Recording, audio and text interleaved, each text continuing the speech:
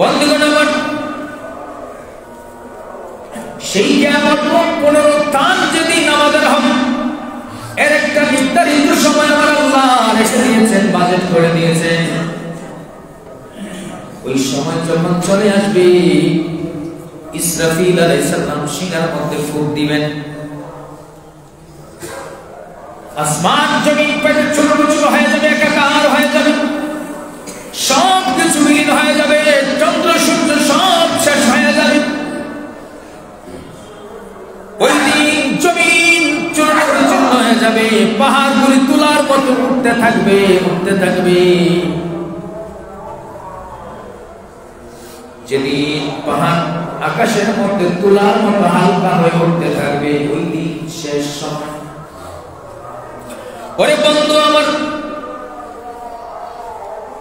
হযরত ইসরাফিল আলাইহিস সালাম প্রথম যখন আল্লাহ রাব্বুল আলামিন হুকুম করবেন ইসরাফিল সিংহার মধ্যে ফুঁক দাও, আল্লাহর ফেরেশতা ইসরাফিল যখন সিংহার মধ্যে ফুঁক দিবেন, তামাম পৃথিবীর সমস্ত মানব দানব যা রয়েছে, যত সমস্ত জীবের ভিতরে প্রাণ আছে, সমস্ত প্রাণীগুলি মারা যাবে। শুধু মানুষ না, সমস্ত প্রাণী মারা যাবে। ইসরাফিল আলাইহিস সালাম ফুঁক দেওয়ার সাথে সাথে সমস্ত প্রাণীগুলি মারা যাবে। প্রাণীগুলি যখন মরে যাবে, আমার আল্লাহ রাব্বুল আলামিন আবার বলবেন ইসরাফিল আরেকটা ফুঁক দাও। আরেকটা ফুঁক যখন ইসরাফিল আলাইহিস সালাম দিবেন, সমস্ত মানুষগুলি জীবিত হয়ে কিয়ামতের ময়দানে চলে যাবে। কোথায় যাবে বন্ধু আমার? যখন ফুঁক দেওয়ার সাথে সাথে মানুষগুলি মরে গেল, দুনিয়া চূর্ণ বিচূর্ণ হয়ে গেল, আসমান চূর্ণ বিচূর্ণ হয়ে গেল, চন্দ্র সূর্য সবকিছু শেষ হয়ে গেল। আবার ইসরাফিল ফুঁক দিবেন, সাথে সাথে সমস্ত মানুষগুলি কিয়ামতের ময়দানের মধ্যে চলে যাবে। আমার আল্লাহ রাব্বুল আলামিন বলেন ওয়া মিন ওয়ারাইহিম বারযাখুন ইলা ইয়াউমি ইউবআসুন।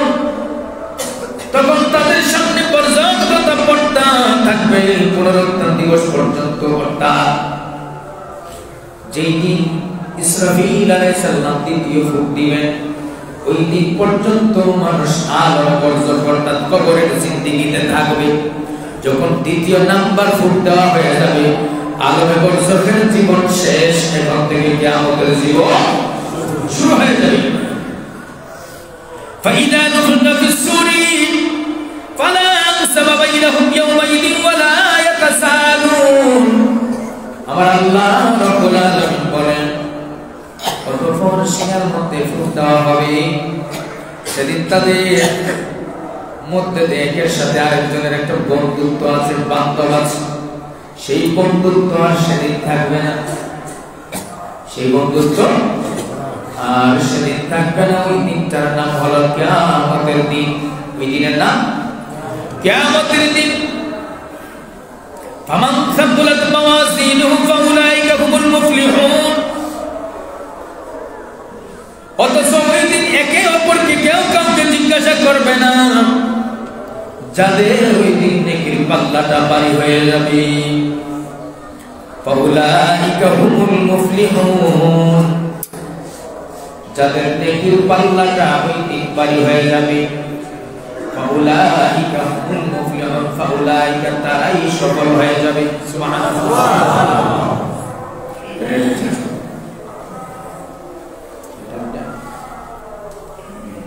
তারাই ওই দিন সফল হয়ে যাবে।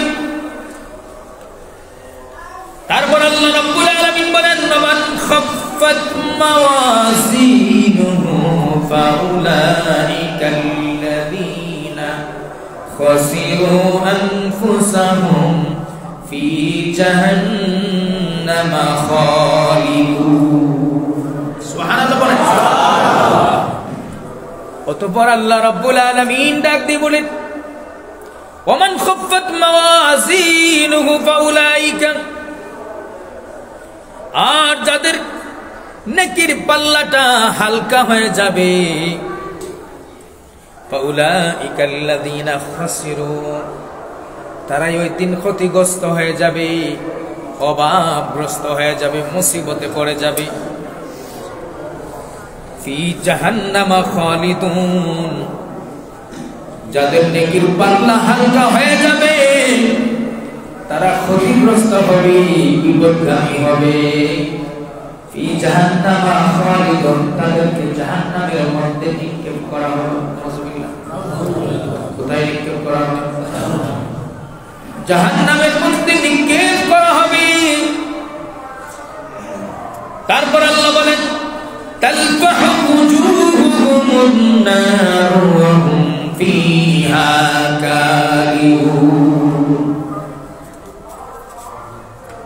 আর সেই জাহান্নামের মধ্যে যারা চিরকাল বসবাস, কতকাল? চিরকাল বসবাস করবে। দুনিয়ার 50 বছর, 100 বছর, 1000 বছর নয়, 1 লক্ষ বছর নয়, কোটি বছর নয়, তারপর সীমা নাই,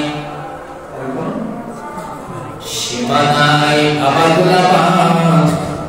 সেই জাহান্নামের মধ্যে চলতে হবে, চলতে হবে, চলতে হবে। কেন চলতে হবে? নেকির পাল্লাটা যাদের হালকা হয়ে যাবে, যাদের নেকির পাল্লাটা হালকা হয়ে যাবে, ওই জাহান্নামের মধ্যে চিরকাল বন্ধু চলতে হবে। এই জন্য তো আল্লাহ বলেন উজুহুমুন নারু ফিহা কালিহুন, ওই জাহান্নামের আগুন তাদেরকে আবাদুল আবাদ চিরকাল জ্বালাতে থাকবে। চিরকাল যারা জাহান্নামের মধ্যে থাকবে,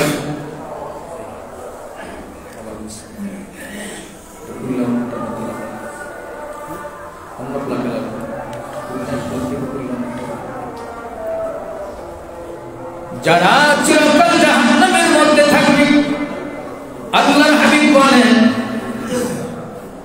তাদের মধ্যে প্রথম শ্রেণীর মানুষ হলো কাফের। কারা?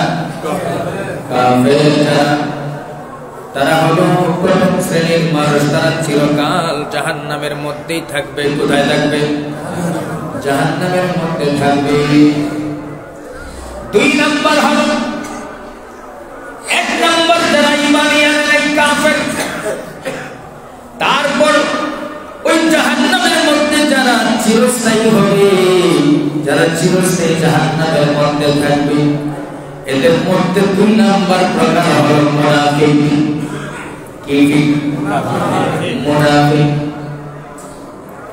ওই মুনাফিকগুলি 2 নম্বরে জাহান্নামের মধ্যে থাকবে আজীবন, আবাদুল আবাদ, যার কোনো শেষ নাই, শুরু আছে। ঠিক না? মুনাফিকের জন্য স্পেশাল একটা জাহান্নাম আছে। মুনাফিকের জন্য স্পেশাল জাহান্নাম আছে, কিন্তু কাফেরের জন্য স্পেশাল জাহান্নাম নেই। খুব সুন্দর জিনিস না? খুব মজার কথা। কাফেরের জন্য স্পেশাল জাহান্নাম নাই, অথচ মুনাফিকের জন্য স্পেশাল জাহান্নাম আছে।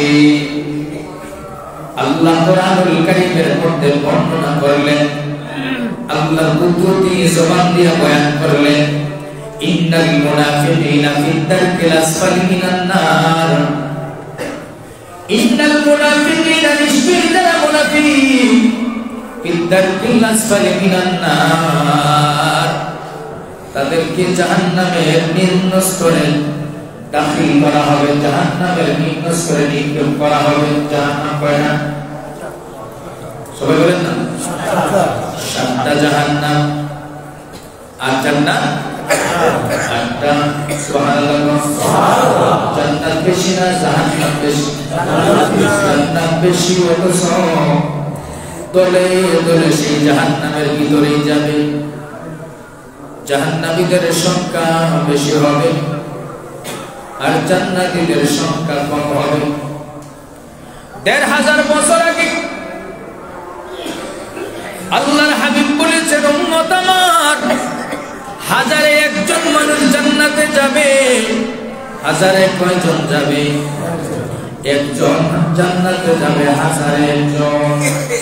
বোঝা গেল রূপে গুণে মুসলমান, উপরে মুসলমান, ভিতরে মুনাফিক।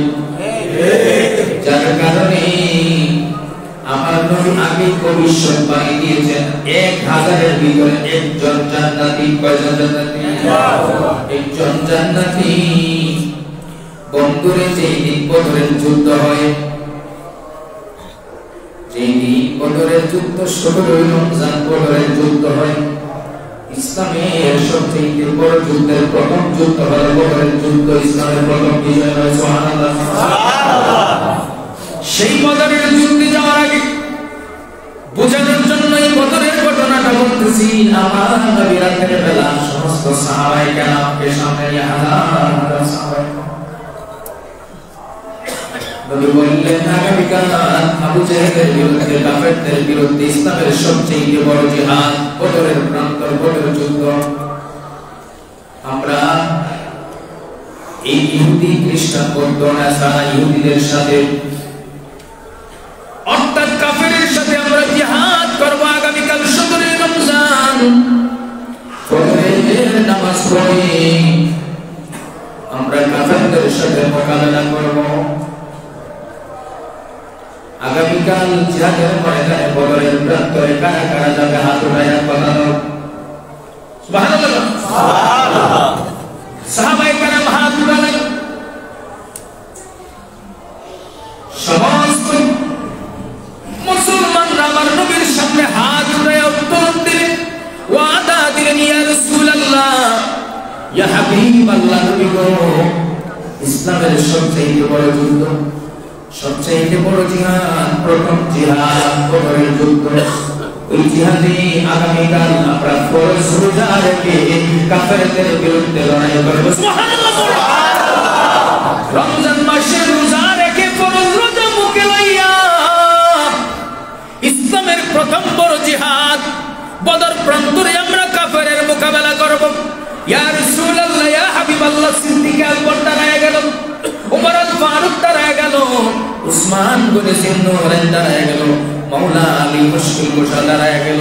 এইভাবে একটা সাহাবী আমার নবীর কথা শোনার সাথে নবীর মুহাব্বত ইসলামকে চিন্তা করতে যাইয়া সমস্ত সাহাবায়ে কেরাম নবীর প্রেমে দাঁড়ায় গেছে। সুবহানাল্লাহ, নবীর প্রেমে দাঁড়ায় গেছে। ইয়া রাসূলুল্লাহ, আবু বকর আপনার কদমে কুরবান, উমর আপনার কদমে কুরবান, উসমান আপনার কদমে কুরবান, আলী আপনার কদমে কুরবান। নবী গো, আপনি বলবেন আমরা কাফেরদের বিরুদ্ধে জিহাদের ময়দানে ঝাঁপিয়ে পড়ব, কালামার পতাকা উত্তোলন রাখব।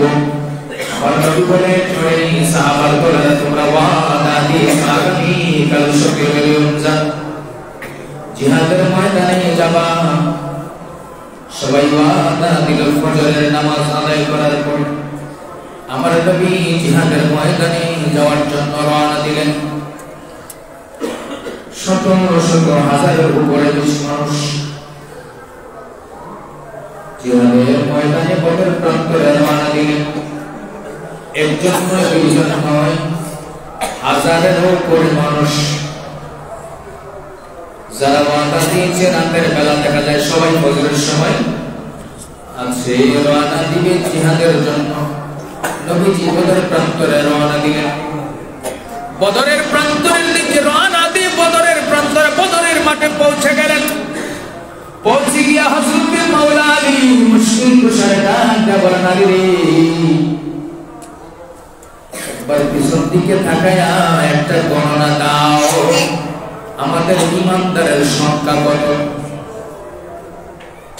ইমানদারের সংখ্যা কত? বন্ধুরে, ইমানদার যখন প্রেমের খেলা দেখে তখন সামনে এগিয়ে যায়। ওই প্রেমের খেলার ভিতরে যদি মরণ আসে সে মরতেও রাজি। ইমানদার কখনো মরণের ভয় করে না, মরণের ভয় করে না। সত্যের জন্য লড়াই করে, সত্যের জন্য লড়াই করে, হক প্রতিষ্ঠার জন্য লড়াই করে, কারোর কাছে মাথা নত করে না। কত সময় এমন কয়েকটা এক্সাম্পল দিয়েছিলাম। এবার আমার নবী ডাক দিয়ে বলেন, হে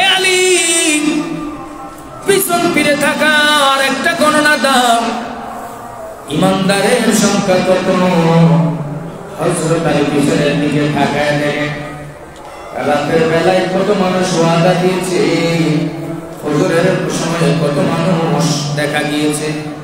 এবার হযরত আলী যখন তাকায়া গণনা শুরু করলেন, ডাক দিয়ে বলতেছেন, ইয়া রাসূলুল্লাহ, ইয়া হাবিবাল্লাহ, নবী গো, বদরের প্রান্তরে ইমানদারের সংখ্যা মাত্র 313 জন।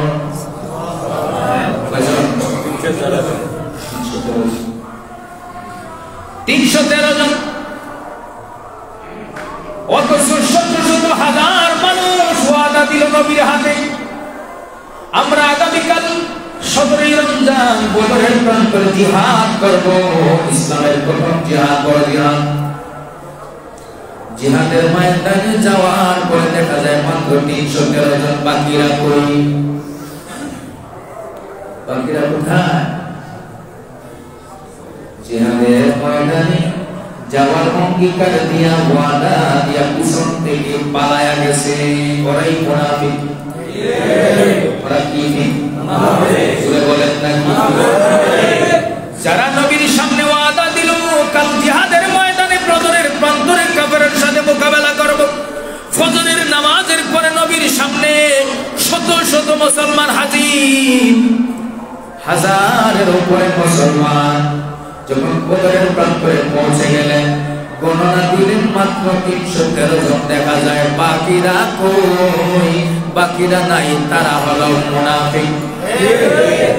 তারা মুনাফিক। কত আফসোস লাগে, তারা তামাম নবীর পিছনে নামাজ পড়েছে। কথা বলেন।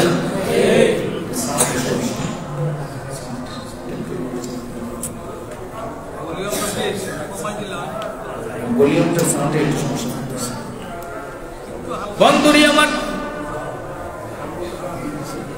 এবার আল্লাহ রাব্বুল আলামিনের হাবিব ডাক দেয়া বলেন, আলী 313 জন মুসলমান ইমানদারের সংখ্যা, ভয়ের কোনো কারণ নাই। আমাদের সাথে কে আছে? আল্লাহ। জোরে বলেন, কে আছে? আল্লাহ। আমাদের সাথে আল্লাহ আছেন, ভয়ের কোনো কারণ নাই। যারা কথা দিয়েছিল, ওয়াদা দিয়েছিল জিহাদের ময়দানে জিহাদ করবে, তারা জিহাদের ময়দানে আসার আগেই পালিয়ে গেছে।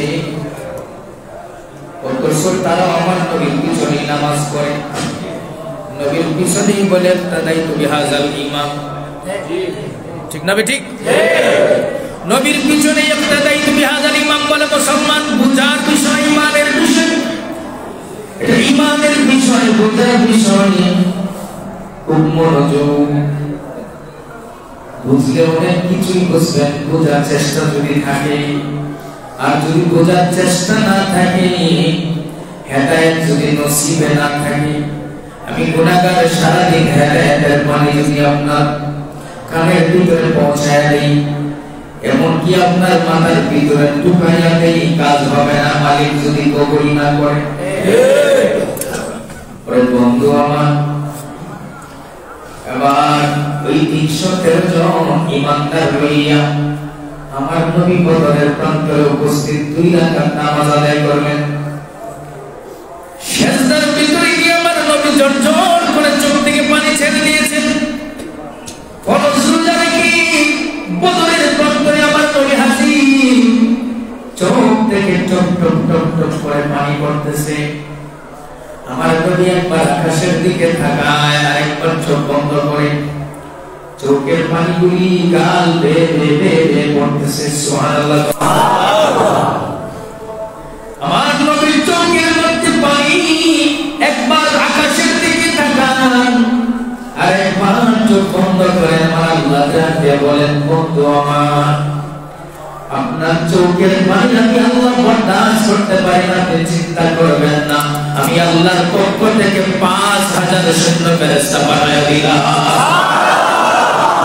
আপনি জিহাদের ময়দানে ঝাঁপিয়ে পড়েন, বিজয়ের পতাকা আমি আল্লাহর হাতে রয়েছে।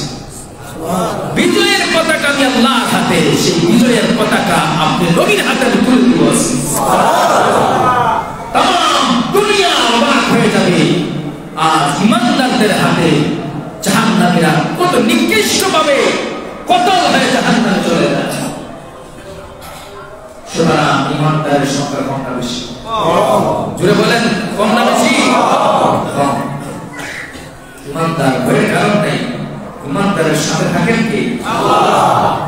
আল্লাহ তার সাথে থাকেন, তার চিন্তা আছে, তার ভয় আছে না, না খাউফ, কোনো ভয় নেই। কবরে প্রশ্ন করা হবে, মুনকার নাকির ফেরেশতা আসবেন বিকট চেহারা নিয়ে, চোখগুলি নীল বর্ণের হয়ে থাকবে, চোখ দেখলে মানুষ ভয় পেয়ে যাবে, সব কিছু ভুলে যাবে, বলে পাগল পারা হয়ে যাবে। ফেরেশতা সুরত দেখার সাথে সাথে সব কিছু এলোমেলো হয়ে যাবে ভয়ে। আমার নবী বলেন, কিন্তু না না, আমার ইমানদার উম্মত যারা হবে তাদের জন্য কবরে ভয় নাই।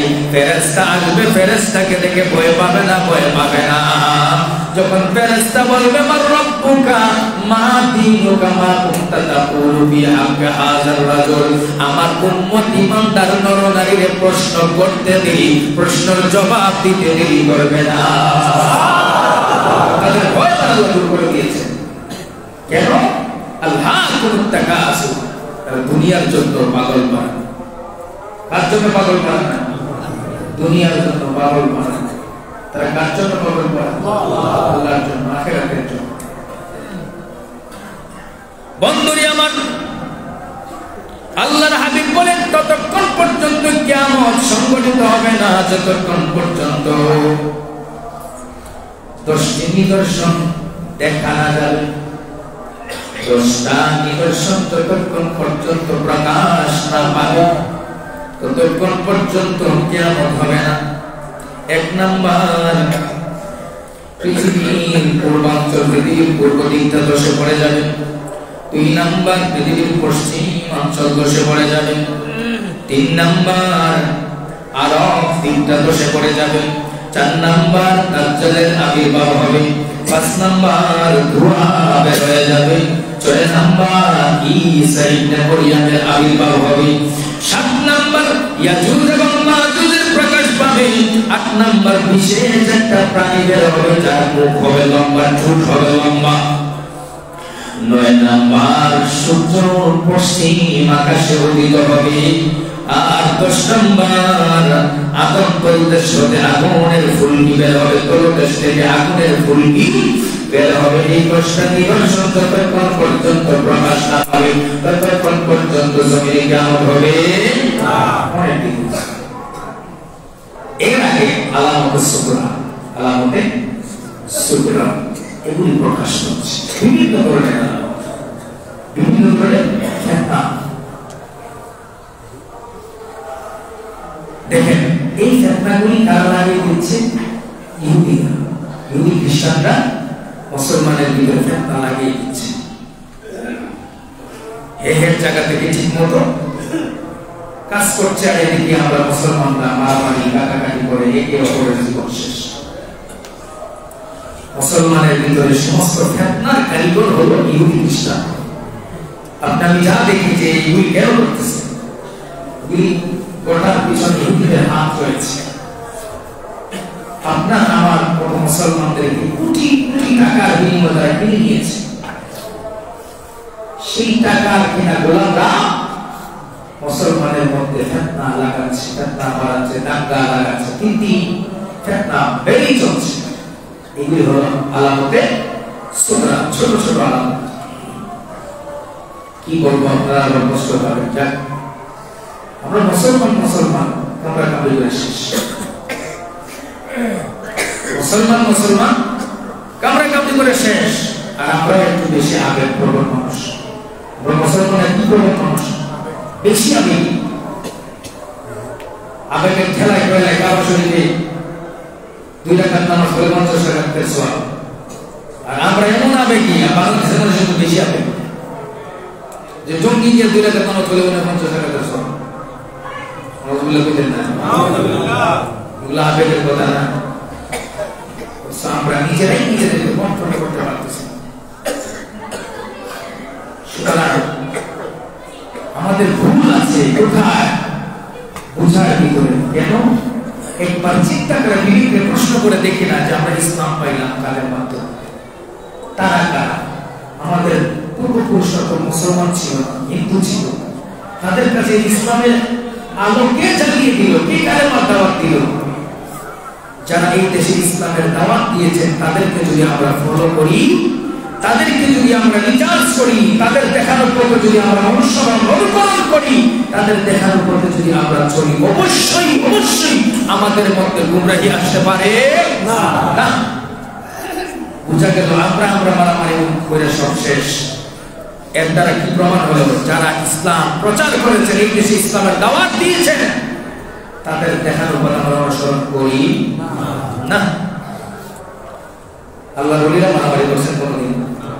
একজন আরেকজনে মারি নিছে নিজের ক্ষমতার জন্য না। 360 জন আপনার দেশের না, ওই ইয়ামেন থেকে আসছে। ওই ইয়ামেন থেকে মা ছেড়ে, বাপ ছেড়ে, সংসার ছেড়ে বাংলার জমিনে আসছেন, হিন্দুস্তানে আসছেন। আইসা কালেমা দাওয়াত দিয়েছেন, এক মার পেটের ভাই না।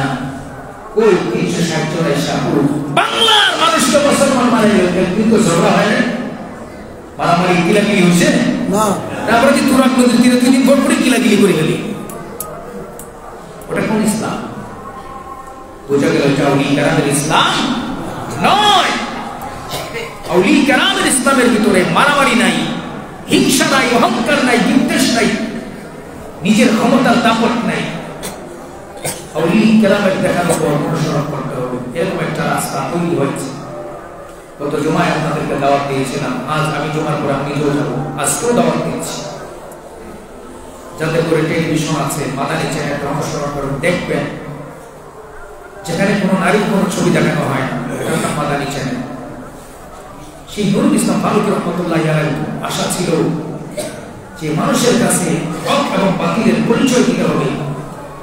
মানুষ, সাধারণ মানুষ বুঝে না, তাদেরকে বোঝাতে হবে যে বাবা এটা হক আর এটা বাতিল, এটা আউলি কেরামের রাস্তা আর এটা মুনাফিকের রাস্তা।